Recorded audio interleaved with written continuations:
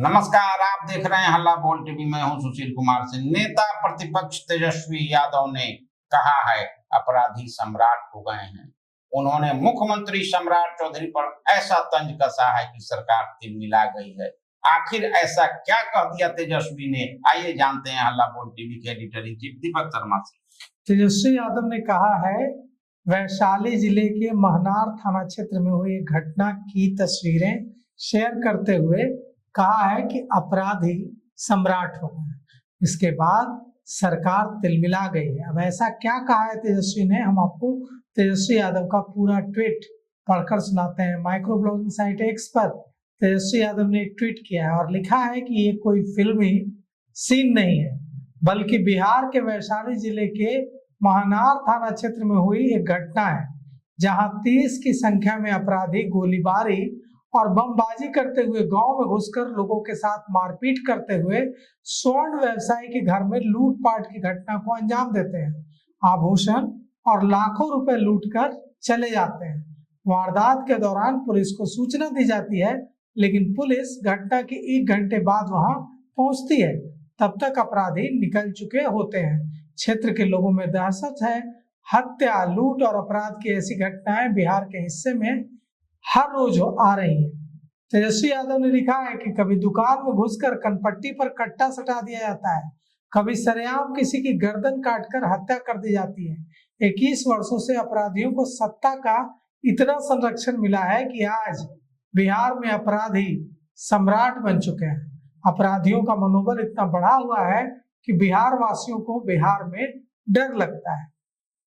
अब इसके बाद विजय चौधरी की प्रतिक्रिया आई है, डिप्टी सीएम, और विजेंद्र यादव डिप्टी सीएम, दूसरे डिप्टी सीएम की प्रतिक्रिया आई है। दोनों ने तेजस्वी यादव को खूब सुनाया है, लेकिन विजय सिन्हा जो हमेशा तेजस्वी यादव और लालू यादव परिवार पर निशाना साधते थे, उनसे जब इस बारे में पूछा गया तो वे कुछ नहीं बोले, चुपचाप चले गए।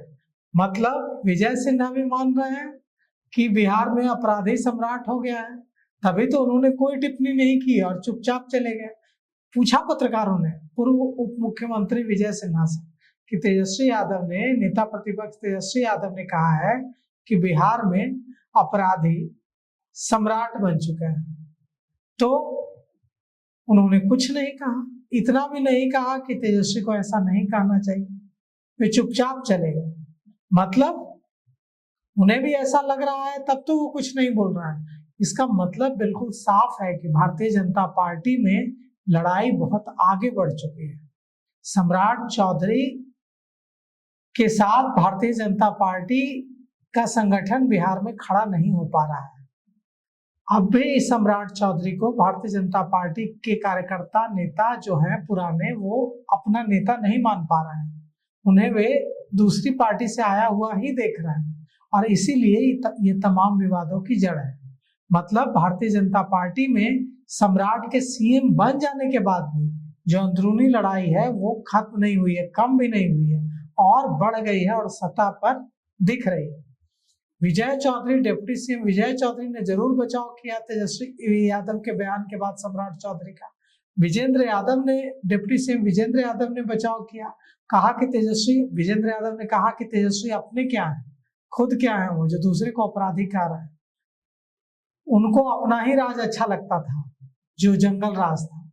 तो नेता प्रतिपक्ष और राजद के कार्यकारी अध्यक्ष तेजस्वी यादव ने जो ट्वीट किया है कि अपराधी सम्राट हो गए हैं, इसके बाद सियासी सरगर्मी बढ़ गई है, तापमान बढ़ गया है और डिप्टी सीएम विजय चौधरी और विजेंद्र यादव ने तेजस्वी यादव से पूछा है कि तेजस्वी खुद बताएं कि वे खुद क्या है।